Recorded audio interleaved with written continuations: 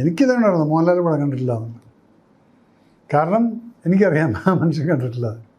അവരുടെ ലിസ്റ്റ് എടുത്ത് നോക്ക്, ആരാണ് ടോട്ടൽ ഏറ്റവും അധികം ഡൊണേഷൻ കൊടുത്തത്. അത് മേജർ രവിയാണ്. ബാക്കിയൊക്കെ 5000 2000 കൊടുക്കുന്നത് ഞാൻ 50,000 എഴുതിയും കൊടുത്തു. അതോടെ മോഹൻലാൽ ഫാൻസിൽ ഉണ്ടായിരുന്നു. ഈ ഫിലിം ഇൻഡസ്ട്രിയിലും അങ്ങനെ യു ആർ വെരി വോക്കൽ ആണ് ഈ സിനിമയ്ക്കകത്ത്. അപ്പം ഇൻക്ലൂഡിങ് ഇൻപുരൻ വന്നപ്പം യു ആർ ലൈക്ക് അതിനകത്ത് പലരും പറഞ്ഞു മോഹൻലാൽ സിനിമ കണ്ടിട്ടുണ്ട്. നിങ്ങൾ കംപ്ലീറ്റ് ഒരു പോസ്റ്റ്മോർട്ടം നടന്നു. ആന്റണി പെരുമ്പാവൂർ എവിടെയെങ്കിലും പറഞ്ഞിട്ടുണ്ട് കണ്ടിട്ടുണ്ടെന്ന്. സ്ക്രിപ്റ്റ് ഞങ്ങൾ വായിച്ചിട്ടുണ്ട്, സ്ക്രിപ്റ്റ് വായിച്ചു. ഇതല്ലാതെ പടം കണ്ടിട്ടുള്ളത് ഒരിടത്തും ഒരാളും പറഞ്ഞിട്ടില്ല. അപ്പം അതങ്ങ് വിട്ടേക്കും. ഞാനിപ്പോഴും പറഞ്ഞു ലാൽ പടം കണ്ടിട്ടില്ല, വിട്ടേക്ക്. ആ പടം കഴിഞ്ഞ് അവർക്ക് അതുകൊണ്ട് കുറച്ച് പബ്ലിസിറ്റിയും കാര്യങ്ങളൊക്കെ ഉണ്ടായി. പടം കുഴപ്പമില്ലാതെ ഒരാഴ്ച കളക്ട് ചെയ്തിട്ടങ്ങ് പോവുകയും ചെയ്തു. പക്ഷേ അതിനകത്ത് പിന്നൊരു സ്റ്റേറ്റ്മെൻ്റ് ആയിരുന്നു, മേജർ രവി എൻ്റെ മോൻ്റെ പടം കൊള്ളൂല എന്ന് പറഞ്ഞു. ഞാൻ ഒരിക്കലും പറഞ്ഞിട്ടില്ല. ഇപ്പോഴും പറയുന്നുണ്ട് technically is done A good job. But പടം കണ്ടിട്ട് പുറത്തേക്ക് ഇറങ്ങുന്ന വഴിക്ക് ഇമ്മീഡിയറ്റ്ലി എനിക്കിത് പറയാൻ പറ്റില്ല, ഇതിനകത്ത് there is a bloody problem. Because categorically തുടക്കത്തിലുള്ള ആ സംഭവങ്ങൾ കാണിക്കാതെ നീ നടുക്കുന്നങ്ങ് തുടങ്ങിക്കഴിഞ്ഞാൽ, തുടക്കമുള്ളത് 10-20 വർഷമായി. ഇന്ന് കാണുന്ന പിള്ളേർ 20 വർഷത്തിൻ്റെ പിള്ളേർ കാണുന്ന ഇതാണ്. ഓ ഇങ്ങനെയാണോ? സോ യു ഹാവ് ഒരു സൈഡിൽ ഫുൾ ഫാക്റ്റ് കാണിക്കാതെ, ഇല്ലെങ്കിൽ നിങ്ങൾ ട്രെയിൻ തൊട്ടിട്ടങ്ങ് തുടങ്ങിക്കോ. എങ്കിൽ പിന്നെ അതിന് യാതൊരു പ്രശ്നമില്ല. അങ്ങനെയൊക്കെ പോയിക്കോട്ടെ. അവിടെ ഇല്ല, കാണുന്ന മുഴുവൻ ക്രൗഡായിട്ടാണ് വരികയാണ്, തൃശ്ശൂലം വരുന്നു കൊണ്ട്. അപ്പം എന്തായി, നിങ്ങളൊരു പെർട്ടിക്കുലർ കാറ്റഗറീനെ മാത്രം ടാർഗറ്റ് ചെയ്യുന്നു. ഇത് സിനിമ കണ്ട് ഇറങ്ങുന്ന വഴിക്ക് ഞാനൊരു സിനിമക്കാരൻ, എനിക്കത് പറയാൻ പറ്റുമോ? ഉണ്ടാതിരുന്നു എല്ലായിടത്തു നിന്ന്. പക്ഷെ പിന്നെ വരുന്നത് ഉച്ചയാകുമ്പോഴത്തേക്ക് കൈവിട്ട് പോയിരിക്കുന്നു സംഭവം. ജനങ്ങളതെല്ലാം മനസ്സിലാക്കില്ലേ?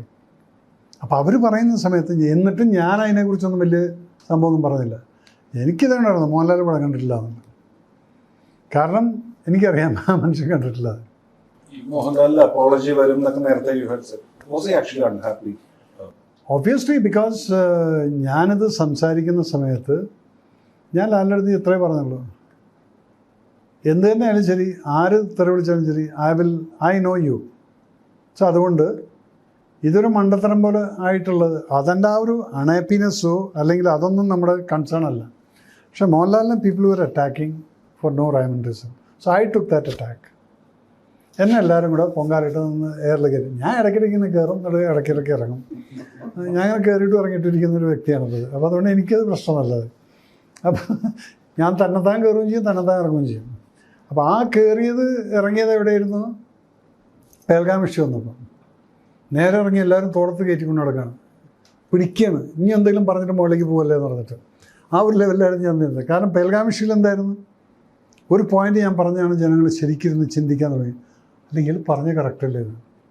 അവിടെ ഒരു പോയിന്റ് നിങ്ങൾ നോട്ടീസ് ചെയ്തിരുന്നത്. കാരണം മാതൃഭൂമിക്കാരായിരുന്നത്.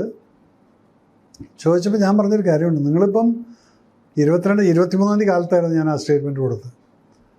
നിങ്ങൾ പറഞ്ഞു ഇവിടെ തുണി പൊക്കി കൽമ ചൊല്ലിപ്പിച്ചു ഇതെല്ലാം. So what you mean by that? ഹിന്ദുക്കളെ തെരഞ്ഞു പിടിച്ച് കൊന്നു. വളരെ happy. Which Pakistani will do this? പാകിസ്ഥാനിക്ക് ഇവിടുത്തെ ഇന്ത്യക്കാരും മുസ്ലിങ്ങൾ മരിച്ചാലും ക്രിസ്ത്യൻസ് മരിച്ചാലും ഹിന്ദു മരിച്ചാലും അവരെ സംബന്ധിച്ചുള്ള ഒരു ഇന്ത്യക്കാരൻ മരിച്ചു. ഇത് കീർത്തി ചക്രയിൽ ഞാൻ പറഞ്ഞ ഡയലോഗാണ്. ഇതാണ് അവരുടെ ഫാക്റ്റ്. അവർക്ക് ഇവിടുത്തെ ഇന്ത്യൻ മുസ്ലിംസിനോട് ഒരു സിമ്പതിയില്ല, ഇവിടെയുള്ള ആളുകൾക്ക് അങ്ങോട്ടുള്ളതുപോലെ. അപ്പോൾ അതുകൊണ്ട് നിങ്ങൾ ഒന്ന് മനസ്സിലാക്കണം, ഈ ഒരു സമയത്ത് വന്നിട്ട് കൽമ ചൊല്ലിപ്പിച്ചു, അല്ലെങ്കിൽ ഹിന്ദു ആണോ മുസ്ലിം ആണോ, മുണ്ട് പൊക്കി എന്നൊക്കെയാണ് ഇവിടെ പറഞ്ഞത്. മുണ്ട് പൊക്കാൻ അവരെല്ലാവരും പാൻറ്റിലായിരുന്നു. അപ്പോൾ അതൊന്നും പൊക്കാനൊന്നും പറ്റില്ല, താഴത്തേക്കാക്കാനേ പറ്റുള്ളൂ. ഇതാക്കിയിട്ടുണ്ടെങ്കിൽ തന്നെ ഇങ്ങനൊരു സ്റ്റേറ്റ്മെൻറ്റ് അവിടെ എന്തിനു മിലിറ്റൻസ് ചോദിച്ചു? ബിക്കോസ് ഇന്ന് ബോർഡറിൽ ഫൈറ്റ് ചെയ്ത് ജയിക്കാൻ പറ്റില്ല എന്നുള്ളത് അവർക്ക് തന്നെ അറിയാം.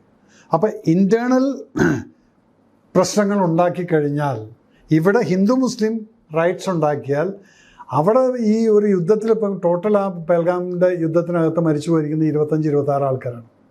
എന്നുവെച്ചാൽ ഇവിടെ ഒരു കമ്മ്യൂണൽ വയലൻസ് ഉണ്ടാക്കി ഇവിടെ 1000 മരിച്ചു പോകും. ഇതാണ് അവൻ ടാർഗറ്റ് ചെയ്തത്. സോ മൈൻഡ് ഇറ്റ് എന്ന് പറഞ്ഞു. ഇത് ഒരു ചർച്ചാ വിഷയമായി മാറി. ഇതോടെ ഞാൻ താഴത്തേക്ക് ഇറങ്ങി, റോട്ടിൽ ഇറങ്ങി നടക്കാൻ തുടങ്ങി. പിന്നെ ഞാൻ സത്യാവസ്ഥയാണ് പറയുന്നത്. ഞാൻ ആ സത്യമല്ലാത്ത എന്തെങ്കിലും പറഞ്ഞിരുന്നെങ്കിൽ പിന്നെ അവരെന്നെ തന്നെ നിർത്തുക. പക്ഷെ അത് കഴിഞ്ഞപ്പോൾ ഇയാൾ കുഴപ്പമില്ല കേട്ടോ. പക്ഷെ ആദ്യം അവിടെ കയറി. അതാരാണ്? മോഹൻലാൽ ഫാൻസ് എന്നും പറഞ്ഞ് നടക്കുന്ന വെറും ഒരു എന്നാൽ അതിൽ യഥാർത്ഥ ഫാൻസിന് കാര്യങ്ങൾ അറിയാം. ഇത് വെച്ച് ജീവിക്കുന്ന ഒരു 10, 12, 15 ആൾക്കാരുണ്ട്. ഇവന്മാർ പറഞ്ഞു എന്നാൽ ഇവരിൽ അതല്ലേ പറഞ്ഞ് ഇവർക്ക് എന്നെ മനസ്സിലാക്കാൻ ഇനി സാധിക്കില്ല. ഇവരൊരു ഫാനിൻ്റെ ഒരു ആനപ്പുറത്തുനിന്ന് വീണിട്ട് പിന്നെ നട്ടൽ ഒടിഞ്ഞിട്ട് കിടക്കായിരുന്നു. അവരുടെ ലിസ്റ്റ് എടുത്ത് നോക്ക്, ആരാണ് ടോട്ടൽ ഏറ്റവും അധികം ഡൊണേഷൻ കൊടുത്തത്? അത് മേജർ രവിയാണ്. ബാക്കിയൊക്കെ 5000, 2000 കൊടുക്കുന്നത്. ഞാൻ 50,000 എഴുതിയും കൊടുത്തു. അതോടെ മോഹൻലാൽ ഫാൻസിൽ ഉണ്ടായിരുന്നു. അതൊന്നും അറിഞ്ഞിട്ടില്ല. അതൊരു പാവപ്പെട്ട നമ്പൂരി, അതിന് കഴിവില്ല. ഇവൻ മോഹൻലാൽ ഫാൻസിൻ്റെ വലിയൊരു ഹാർഡ് കോർ ഫാനാണ്. ആനപ്പുറത്തുനിന്ന് താഴത്തേക്ക് വേണം. നമ്മളവിടെ ആ സമയത്തൊക്കെ വിമാനം എന്നെ എയർഗേറ്റ് നിർത്തിയിരിക്കുകയാണ്. ഇയാളാണോ ആരാണ് മോഹൻലാലിന് വേണ്ടി സംസാരിക്കാൻ എന്നൊക്കെ പറഞ്ഞിട്ട്. ഇവനറിയോ ഞാൻ ആരാണെന്നുള്ളതും ഞാനും മോഹൻലാലും തമ്മിലുള്ള ബന്ധം എന്താണെന്നുള്ളതും വിവരമുണ്ടായതെന്ന് മാത്രമേ ഞാൻ പറയുന്നുള്ളൂ. ബിക്കോസ് എനിക്കിതിൽ വല്ലതും കിട്ടാനുണ്ടോ? എനിക്ക് ഇപ്പം മോഹൻലാലിനെ താങ്ങി പിടിച്ച് നടന്നു എന്ന് പറഞ്ഞിട്ട് എനിക്കൊന്നും കിട്ടാനില്ല. എനിക്കത് ഒന്നും ചെയ്തില്ലെങ്കിലും എനിക്കൊന്നുമില്ല. ഞാൻ ജീവിക്കുന്നത് എൻ്റേതായിട്ടുള്ള ലൈനിലാണ്. എനിക്ക് എൻ്റേതായിട്ടുള്ള വരുമാനങ്ങളുണ്ട്. ഞാൻ അദ്ദേഹത്തെ വെച്ച് ജീവിക്കുന്നില്ല, ഞാൻ അദ്ദേഹത്തിന് വേണ്ടി ജീവിക്കുന്ന ഒരാളാണ്. രണ്ടും തമ്മിലുള്ള വ്യത്യാസമുണ്ട്. അപ്പോൾ അത് ഇനിയും ഈ ഫാൻസ് മനസ്സിലാക്കിയാൽ നിങ്ങളെപ്പോലെ മൂപ്പരൊരു പടം വരുമ്പോൾ 10 ടിക്കറ്റ് കിട്ടി എനിക്കതൊന്നും വേണ്ട. മോഹൻലാലിന് വേണ്ടിയിട്ട് യെസ്, അതെന്തുകൊണ്ടെന്ന് പറഞ്ഞാൽ ചില കാര്യങ്ങൾ നമ്മുടെ മനസ്സിൽ ഒരാളെ ഇഷ്ടപ്പെടുകയാണ്. ആ വ്യക്തി ചില ക്വാളിറ്റീസ്. ഇപ്പം നരേന്ദ്രമോദിജി എന്ന് പറയുന്നത് നിങ്ങൾ ഏത് പാർട്ടിക്കാരാണെന്നുള്ളത് എനിക്കറിയില്ല. I will die for him because is A non corrupted committed person. രാജ്യത്തിന് വേണ്ടിയിട്ട് ഓടുന്നു, ഫ്ലൈറ്റിൽ പോകുന്നു. ഒരു പ്രധാനമന്ത്രിയാണ് ഇതൊക്കെ ചെയ്യുമായിരിക്കും. അതിന് നിങ്ങൾ എന്ത് ക്രിറ്റിസിസം വേണമെങ്കിൽ ചെയ്തോ. Yes, I will die for him. അപ്പോൾ അതുപോലെ തന്നെ എനിക്കൊരു മോഹൻലാൽ എന്നുള്ളത് എൻ്റെ മനസ്സിനകത്ത്. ഇപ്പം മമ്മൂക്കയ്ക്ക് ഇപ്പോൾ സുഖമില്ലാതിരുന്നത് എനിക്ക് ഭയങ്കരമായിട്ട് വിഷമമുണ്ടായിട്ടുള്ളൊരു സംഭവമാണ് മമ്മൂക്ക ഇതായിപ്പോയി എന്നുള്ളത്. കാരണം മമ്മൂക്കയായിട്ട് എപ്പോഴും ഒരു ഡിസ്റ്റൻസ് വയ്ക്കുന്ന ആളാണ്. കാരണം എന്താ പറയുക, വയസ്സ്, ആ റെസ്പെക്റ്റ്. മോഹൻലാലിനെ പോലെ എനിക്ക് പോയിട്ട് കളിതമാശ പറയാൻ പറ്റില്ല. അതവിടെ വരുന്ന സമയത്ത് ആയിക്കാം. പക്ഷെ അദ്ദേഹത്തിന് സുഖമില്ല എന്ന് പറയുന്ന സമയത്ത് ഇവിടെ ചിലവന്മാർ ക്രിറ്റിസൈസ് ചെയ്തപ്പോൾ I really felt bad. I shouted. അപ്പോൾ എൻ്റെ ചില ലൈക്കിങ്ങും ഡിസ്ലൈക്കിങ്ങും ഒക്കെ ഇങ്ങനെ തന്നെയാണ്.